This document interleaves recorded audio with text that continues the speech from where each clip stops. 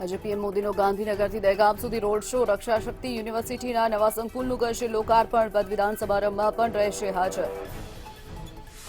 અમદાવાદના સરદાર પટેલ સ્ટેડિયમ ખાતે ખેલ મહાકુંભ 2022નો પ્રારંભ કરાવશે પીએમ મોદી. શહેરના સ્ટેડિયમ નજીકના 2 માર્ગો પર અવરજવર પર પ્રતિબંધ. ગુજરાતના અમદાવાદના પીરાણા ખાતે આરએસએસની સર્વોચ્ચ બેઠકનો આજે બીજો દિવસ. સંગઠન વિસ્તરણ સહિતના મુદ્દાઓ પર ચર્ચા. પીએમ મોદી સામેલ થાય તેવી શક્યતા. આજે દાંડી યાત્રા સત્યાગ્રહ દિવસ. અમિત શાહ પહોંચ્યા કોચરબ આશ્રમ. પીએમ મોદી પણ આપશે ગાંધીજીને શ્રદ્ધાંજલિ. રાજ્યમાં મે જૂનમાં ચૂંટણીની તૈયારીઓ. ભાજપ 150 બેઠક જીતવાનું રાખ્યું લક્ષ્યાંક. પીએમ મોદીએ કાર્યકરોને ચૂંટણી માટે તૈયાર રહેવા કરી તાકીદ. નડિયાદમાં સુરતના ગ્રીષ્મા કાંડ જેવી ઘટના. ચપ્પુથી પ્રેમિકાની હત્યા કરી પ્રેમીનો આપઘાતનો પ્રયાસ.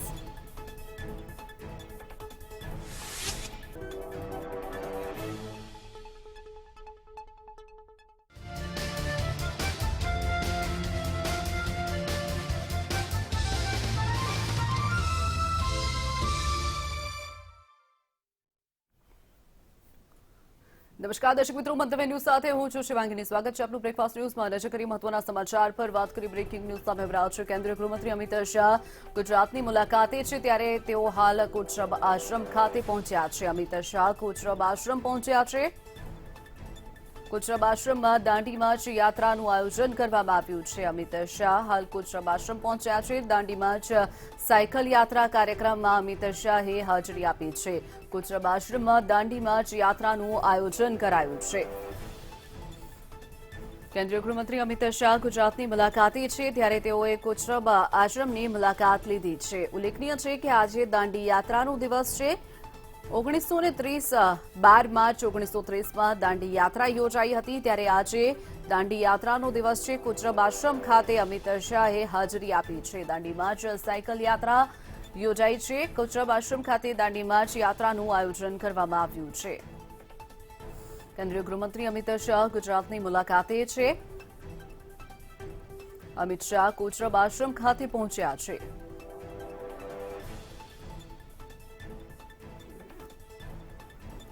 કોચરબ આશ્રમમાં દાંડી માર્ચનું આયોજન કરાયું છે. દાંડી માર્ચમાં સાયકલ યાત્રા કાર્યક્રમમાં અમિત શાહે હાજરી આપી છે. કોચરબ આશ્રમમાં દાંડી માર્ચ યાત્રાનું આયોજન કરાયું છે.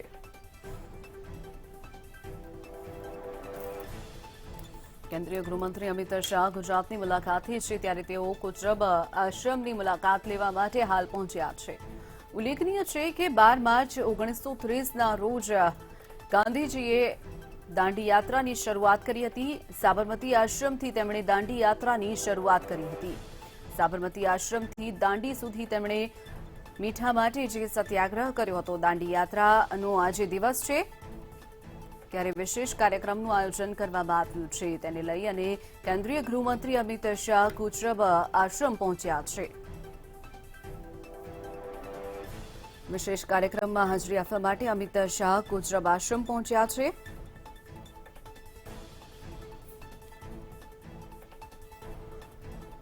તો બીજી તરફ વડાપ્રધાન નરેન્દ્ર મોદી પણ ગાંધીજીને શ્રદ્ધાંજલિ અર્પણ કરશે. તેઓ પણ કોચરબ આશ્રમની મુલાકાત લેવાના છે.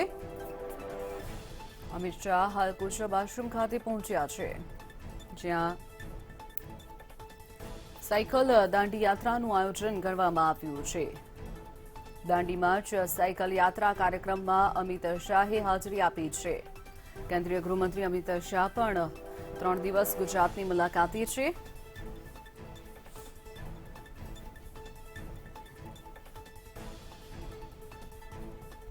અમિત શાહ હાલ કોચરબ આશ્રમ ખાતે પહોંચ્યા છે.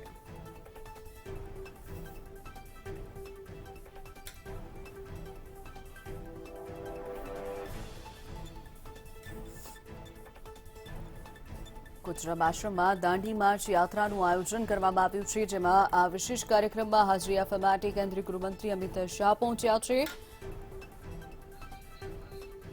વાત કરીએ અંગે જ માહિતી માટે સંવાદદાતા માનસી પટેલ આપણી સાથે ફોનલાઈન પર છે. માનસી, જે રીતે અમિત શાહ હાલ કોચરબ આશ્રમ પહોંચ્યા છે, શું વધુ વિગતો?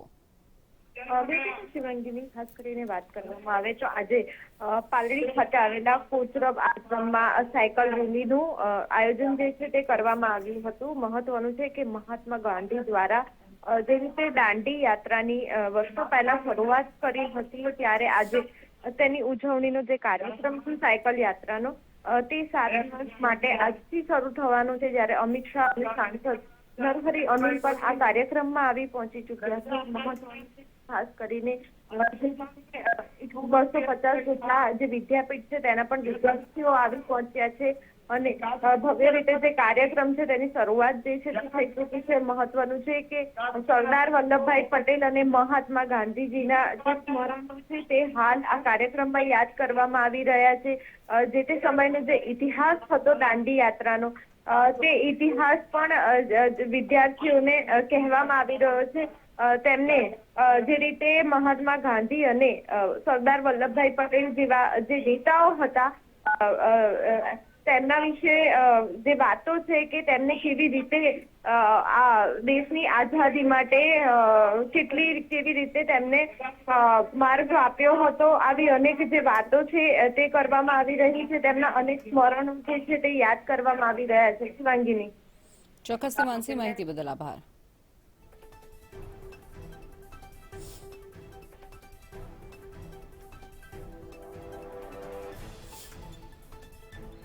તો વાત કરીએ અમિત શાહ હાલ કુચરબ આશ્રમ ખાતે પહોંચ્યા છે. આજે જ રીતે દાંડી યાત્રાનો દિવસ છે. 12 માર્ચે 1930ના દિવસે દાંડી યાત્રાનો પ્રારંભ કરવામાં આવ્યો હતો. 6 એપ્રિલ સુધી દાંડી યાત્રા ચાલી હતી. અંગ્રેજના શાસનમાં મીઠા પર જે વેરો લગાવવાની વાત કરવામાં આવી હતી તેને લઈ અને દાંડી યાત્રા રાષ્ટ્રપિતા મહાત્મા ગાંધી દ્વારા કરવામાં આવી હતી. ત્યારે આજે આંદોલનને સ્મૃતિમાં રાખવા માટે દાંડી દિન તરીકે ઉજવવામાં આવે છે.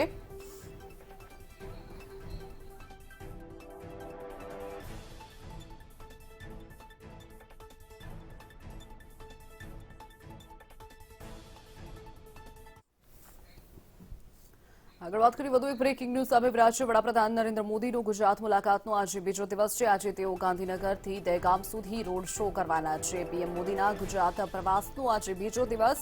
આજે ગાંધીનગરથી દહેગામ સુધી રોડ શો વડાપ્રધાન કરશે. અલગ અલગ જગ્યાએ પીએમનું સ્વાગત કરવામાં આવશે. વડાપ્રધાન નરેન્દ્ર મોદીનું અલગ અલગ જગ્યાએ સ્વાગત કરાશે. રક્ષા શક્તિ યુનિવર્સિટીના કાર્યક્રમમાં પણ તેઓ હાજર રહેવાના છે. નવીન સંકુલના લોકાર્પણ પદવીદાન સમારંભમાં પણ તેઓ હાજરી આપવાના છે. કાર્યક્રમ પૂર્ણ થયા બાદ તેઓ ગાંધીનગર રાજભવન પરત જશે. સાંજે 6 વાગે ખેલ મહાકુંભની શરૂઆત કરાવવામાં આવશે. અલગ અલગ જગ્યાએ પીએમનું સ્વાગત કરવામાં આવશે. ગાંધીનગરથી દહેગામ સુધી આજે રોડ શો વડાપ્રધાન યોજવાના છે. રક્ષા શક્તિ યુનિવર્સિટીના કાર્યક્રમમાં પણ વડાપ્રધાન હાજરી આપશે.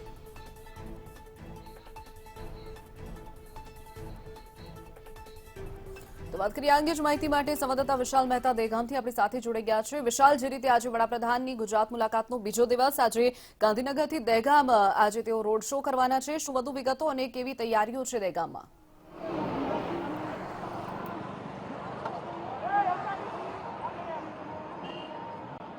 શિવાંગની, વૈશ્વિક નેતા નરેન્દ્ર મોદી જ્યારે ગુજરાતમાં આવ્યા છે ને ખાસ કરીને અમદાવાદની અને ગાંધીનગરની મુલાકાતે છે, ત્યારે આજે તેમના પ્રવાસનો બીજો દિવસ છે. બીજા દિવસની જો વાત કરવામાં આવે તો આજે સવારથી જ તેઓ પોતાના રાજભવનથી નીકળી અને દહેગામ ખાતે આવશે. આપણે બતાવી દઈએ કે દહેગામ આવશે તે પહેલા જ ચારે તરફ લોખંડી સુરક્ષા વ્યવસ્થા ગોઠવી દેવામાં આવી છે. તમામ રોડની બંને બાજુ પર બેરિકેડ્સ લગાવવામાં આવ્યા છે અને પોલીસનો કાફલો ઉતારી દેવામાં આવ્યો છે. લગભગ 4500થી વધારે પોલીસ ફોર્સ તૈનાત કરવામાં આવી છે. 15 કિલોમીટરની આસપાસનો આ રૂટ કે જ્યાં 45થી વધારે પોલીસનો કાફલો તૈનાત કરવામાં આવશે. જેની અંદર જોવા જઈએ તો સીઆરપીએફ, એસઆરપી સાથે ચેતક કમાન્ડો, એનએસજી કમાન્ડો અને તમામ જે પેરામિલિટરી ફોર્સ છે તેને અત્યારે હાલમાં ઉતારવામાં આવ્યા છે. મહત્વપૂર્ણ છે કે જે રીતે અત્યારે હાલમાં જે કાર્યવાહી ચાલી રહી છે તેને લઈને અધિકારીઓનો કાફલો પણ અત્યારે હાલમાં સુપરવિઝનમાં લાગી ગયો છે. મહત્વપૂર્ણ છે કે જે રીતે અધિકારીના કાફલાને લઈને જે તપાસ કાર્યવાહી ચાલી રહી છે, સમગ્ર દહેગામ તાલુકાની અંદર ચેકિંગની કાર્યવાહી સવારથી જ પૂરજોરમાં ચાલી રહી છે. આ ઉપરાંત જો વાત કરવામાં આવે તો જ્યારે નરેન્દ્ર મોદી દહેગામ તાલુકામાં પહોંચશે ત્યારે રોડ શોનું આયોજન કરવામાં આવશે. લગભગ 12 થી 15 કિલોમીટરના રોડ શો બાદ તેઓ રક્ષા શક્તિ યુનિવર્સિટી ખાતે જવાના છે અને ત્યારબાદ તેઓ ત્યાં પોતાનો કાર્યક્રમ આગળ વધારશે. આપ જોઈ રહ્યા છો જે રીતે બીજો દિવસ છે નરેન્દ્ર મોદીના ગુજરાત પ્રવાસનો અને અમદાવાદનો, ત્યારે આજે બીજા દિવસે અલગ અલગ જગ્યાએ તેઓ હાજરી આપશે. ખાસ કરીને રક્ષા યુનિવર્સિટીનો કાર્યક્રમ પતાવ્યા બાદ તેઓ રાજભવન પરત થશે અને ત્યારબાદ સાંજે 6 વાગ્યાની આસપાસ તેઓ અમદાવાદ નવરંગપુરા સ્ટેડિયમ ખાતે જશે, જ્યાં 11મા ખેલ મહાકુંભનો પ્રારંભ કરાવશે. ત્યારે આપ જોઈ રહ્યા છો કે અત્યારે હાલમાં જે રીતે દહેગામ તાલુકાની અંદર પોલીસનો બંદોબસ્ત ગોઠવવામાં આવ્યો છે. બંને તરફ બેરિકેડ્સ લગાવી અને જે અનવોન્ટેડ લોકો એટલે કે જે વધારાના લોકો છે તેમને પ્રવેશ પર પ્રતિબંધ મૂકવામાં આવ્યો છે. ત્યારે સવારથી જ પોલીસનો ચાપ બંદોબસ્ત ગોઠવી દેવામાં આવ્યો છે અને તમામ લોકો એટલે કે જે દેશભરના જે લોકપ્રિય નેતા છે નરેન્દ્ર મોદી તેમના ચોક્કસથી વિશાલ માહિતી બદલ આભાર.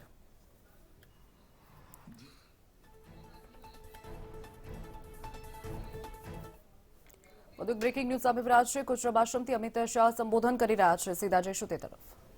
7 દિવસ સુધી ગામોનો સંપર્ક કરતા કરતા દાંડી યાત્રા પૂરી કરવાના છે. એ સૌ યાત્રિકો અને ઉપસ્થિત સૌ ભાઈઓ અને બહેનો, આજ કુચરબ આશ્રમમાં લગભગ હું 10 વર્ષ પછી આવ્યો છું. કુચરબ આશ્રમ એ મોહનને મહાત્મા બનાવવાની મૂળ ભૂમિ અગર કોઈ હોય તો એ કુચરબ આશ્રમ છે. આ જ આશ્રમથી 25 મે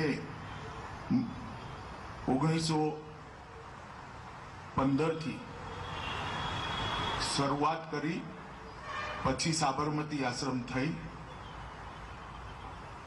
દેશની આઝાદીની આખી લડાઈનો જ્યાં આગળ વિચાર, રણનીતિ અને એનું ક્રિયાન્વયન થયું મહાત્મા ગાંધીના નેતૃત્વમાં, એ પવિત્ર ભૂમિ પર આવી હું ખૂબ રોમાંચિત અને હર્ષનો અનુભવ કરું છું. મિત્રો, આજ એક સાયકલ યાત્રા દાંડી માર્ગ પર નીકળવાની છે. એ વખતે હું એટલું નિશ્ચિત સૌને કહેવા માંગુ છું કે દાંડી માર્ચ, દાંડી યાત્રા એક એવું આંદોલન હતું જેને દુનિયાભરના સ્વતંત્રતા આંદોલનમાં પોતાનું નામ અલગ રીતે નિશ્ચિત કર્યું. આટલો મોટો વિશાળ દેશ, જે વખતે દાંડી યાત્રા નીકળી એ વખતે કોમ્યુનિકેશનના કોઈ સાધનો નહોતા. ગાંધીજી બોલતા એનું કોઈ લાઈવ પૂરો દેશ સાંભળી શકે એવી વ્યવસ્થા નથી. ગાંધીજી જે બોલતા એના રેકોર્ડિંગ પણ બહુ નહોતા થતા. ગાંધીજી જે બોલતા હતા અંગ્રેજોના ભયના કારણે અખબારોમાં પણ બહુ છપાવવાની વ્યવસ્થા નથી. પરંતુ એની પાછળ સત્યની તાકાત એટલી મોટી હતી કે કોમ્યુનિકેશનના કોઈ સાધન વગર ગાંધીજીએ બોલેલો કોચરબ આશ્રમ હોય કે સાબરમતી આશ્રમ હોય કે દાંડી યાત્રાની નાની નાની ગ્રામ સભાઓ હોય, ગાંધીજીએ બોલેલો એક શબ્દ કાશ્મીરથી કન્યાકુમારી, જેને દુનિયાભરના સ્વતંત્રતા આંદોલનમાં પોતાનું નામ અલગ રીતે નિશ્ચિત કર્યું. આટલો મોટો વિશાળ દેશ, જે વખતે દાંડી યાત્રા નીકળી એ વખતે કોમ્યુનિકેશનના કોઈ સાધનો નહોતા. ગાંધીજી બોલતા એનું કોઈ લાઈવ પૂરો દેશ સાંભળી શકે એવી વ્યવસ્થા નથી. ગાંધીજી જે બોલતા એના રેકોર્ડિંગ પણ બહુ નહોતા થતા. ગાંધીજી જે બોલતા હતા અંગ્રેજોના ભયના કારણે અખબારોમાં પણ બહુ છપાવવાની વ્યવસ્થા નથી. પરંતુ એની પાછળ સત્યની તાકાત એટલી મોટી હતી કે કોમ્યુનિકેશનના કોઈ સાધન વગર ગાંધીજીએ બોલેલો કોચરબ આશ્રમ હોય કે સાબરમતી આશ્રમ હોય કે દાંડી યાત્રાની નાની નાની ગ્રામ સભાઓ હોય, ગાંધીજીએ બોલેલો એક શબ્દ કાશ્મીરથી કન્યાકુમારી અને બિહારથી માંડી ગુજરાત સુધી દરેક ગામમાં દરેક વ્યક્તિ સુધી એની પાછળ કર્તૃત્વની પ્રચંડ શક્તિ હતી અને સત્વનું સાધનાનું એક બળ હતું. ને એના કારણે જ દાંડી યાત્રાએ સમગ્ર દેશભરની અંદર ચેતના જગાઈ. હમણાં ખીમાણીભાઈએ કહ્યું કે સરદારને તો પહેલા જ પકડ્યા હતા, ગાંધીજીને પકડવા ન પકડવા એ દુવિધામાં અંગ્રેજ સરકાર હતી.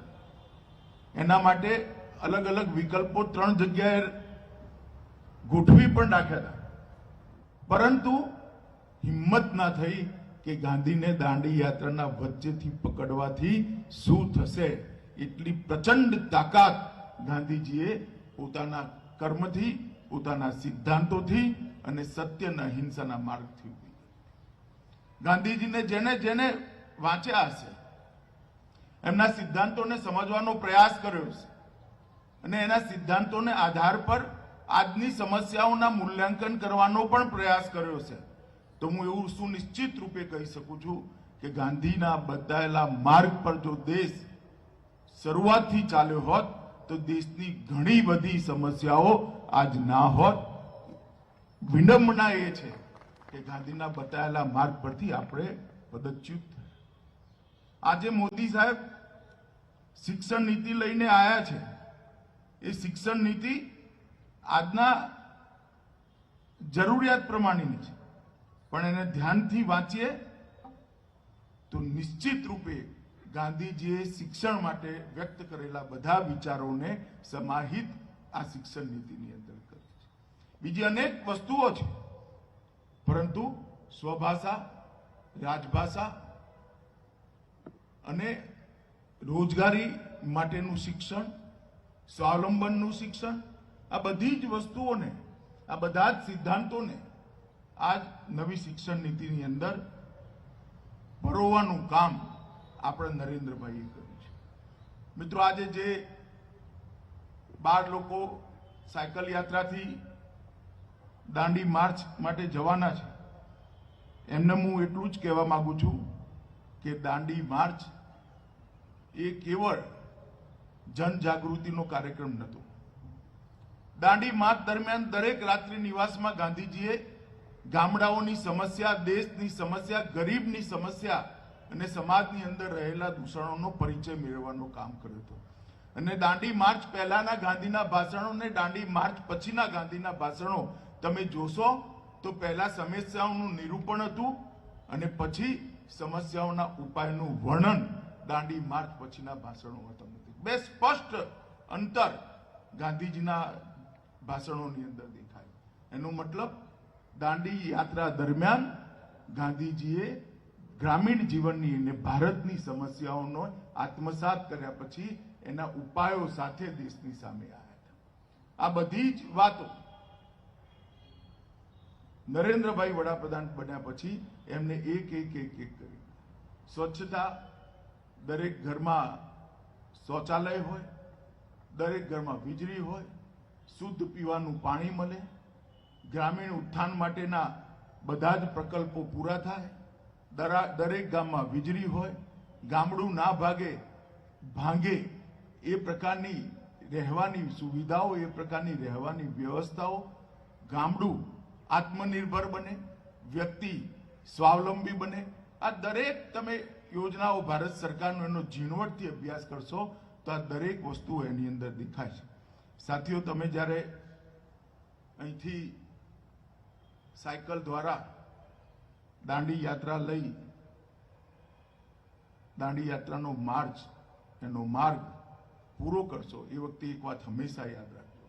જ્યારે ગાંધીજીએ 78 સાથીઓ સાથે દાંડી યાત્રા ચાલુ કરી એ વખતે કોઈને પણ ખબર નથી કે દાંડી યાત્રા ઇતિહાસ સર્જવા જઈ રહી છે. એ દાંડી યાત્રાને સદીઓ સુધી દુનિયાભરના લોકો એનો અભ્યાસ કરવાના છે. તમે પણ આજે જઈ રહ્યા છો એ વખતે મારો તમને આગ્રહ છે કે ગાંધીજીએ જે માર્ગ પસંદ કર્યો એ માર્ગ પર જ્યાં જ્યાં તમારો રાત્રિ નિવાસ થાય ત્યાં આગળ ગાંધીના મૂલ્યો અને એ માર્ગ પર આવેલા ગામોની સમસ્યાઓ એને સમજવાનો પ્રયાસ કરવો પડે. ગાંધીના મૂલ્યોના પ્રચાર પ્રસારનો પ્રયાસ કરવો પડે અને એના દ્વારા એની સમસ્યાઓના નિદાનનો પણ પ્રયાસ કરવો. મને કહેવામાં આવ્યું છે કે રાત્રિ બેઠક પણ તમે કરવાના છો, દરેક ગામની સમસ્યા સમજવાનો પણ પ્રયાસ કરવાના છો, ગ્રામમાં ગામમાં ગ્રામીણ કારીગરો સાથે પણ મળવાનું થવાનું છે અને આત્મનિર્ભર ગામ અને આત્મનિર્ભર ગામથી આત્મનિર્ભર ભારત એ રચનાના કન્સેપ્ટ માટે પણ તમે પ્રયાસ કરવાના છો. મિત્રો, ગાંધીજીની દાંડી યાત્રા એણે સમગ્ર દેશની અંદર ચેતનાની જાગૃતિ કરી. એ જ વખતે નક્કી થઈ ગયું હતું કે અંગ્રેજોનો જવું એ હવે સમયનો સવાલ છે. જવાનો નિર્ણય ગાંધીજીની દાંડી યાત્રાએ કરી નાખ્યો. નમક સત્યાગ્રહ એ સમગ્ર દેશની અંદર ચેતના જગાઈ હતી કે આ દેશ પર હવે વિદેશી લાંબો સમય શાસન નહીં કરે છે. અને મેં ગાંધીજીને બહુ ધ્યાનથી કાળજીપૂર્વક વાંચ્યા છે. હું તો તમને સૌને, તમે તો ગુજરાત વિદ્યાપીઠમાં ભણો છો, ભાગ્યશાળી છો, પરંતુ મને પણ મારી માતા, મારી મા ગાંધીજીની ચુસ્ત અનુયાયી હતી. એના કારણે ગાંધીને સમજવાનો મને પણ બહુ મોટો મોકો મળ્યો છે. હું એટલું નિશ્ચિત કહી શકું છું કે ગાંધીના વિચારો અને ગાંધીનો સિદ્ધાંતો એ એટર્નલ છે, શાશ્વત છે, ક્યારેય કાલબાહ્ય થવાના નથી. કાલબાહ્ય એ સિદ્ધાંતો ને એ વિચારો થાય જે પરિસ્થિતિજન્ય હોય. ગાંધીજીના વિચારો અને ગાંધીજીના સિદ્ધાંતો પરિસ્થિતિજન્ય નતા. માનવ સ્વભાવને ઉદ્ધવગતિ આપવા માટેના વિચારો અને સિદ્ધાંતો હતા. માનવ સ્વભાવને ઉપર લઈ જવાના, માનવ તરીકે ઉપર લઈ જવાના, ઉદ્ધવગતિ આપવાના વિચારો અને સિદ્ધાંતો હતા.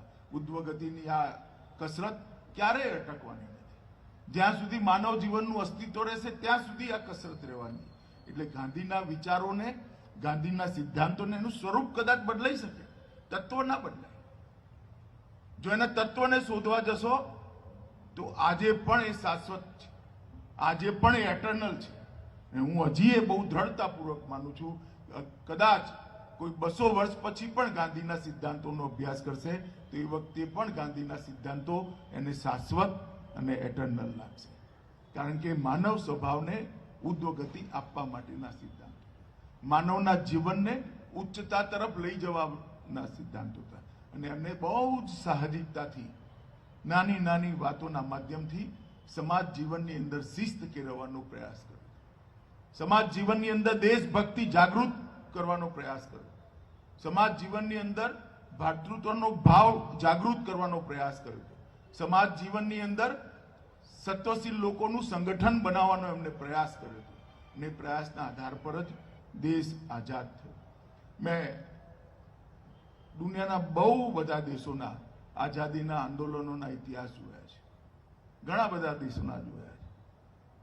આપણો દેશ આઝાદ થયો પહેલા અને પછી ભારત સિવાય એક પણ દેશનો આઝાદીનો ઇતિહાસ એવો નથી જે સશસ્ત્ર ક્રાંતિ વગર થયો. જનજાગૃતિ એમને એટલું મોટું એનું હથિયાર બનાવ્યું કે કોઈને પણ આ દેશ પર શાસન કરવું અસંભવ. સત્યાગ્રહનો પ્રયોગ, સત્યાગ્રહનો વિચાર અને સત્યાગ્રહનો સિદ્ધાંત, આ ત્રણે ગાંધીજીના આવ્યા પહેલા જ મૂળ આપણી સનાતન સંસ્કૃતિના સિદ્ધાંત. પરંતુ ગાંધીજીએ એ વિસ્મૃત થયેલા સિદ્ધાંતને ફરીવાર પ્રતિપાદિત કર્યો, પ્રાસંગિક બનાવ્યો અને એના આઝાદીની અંદર લડાઈનું મુખ્ય હથિયાર બનાવ્યું.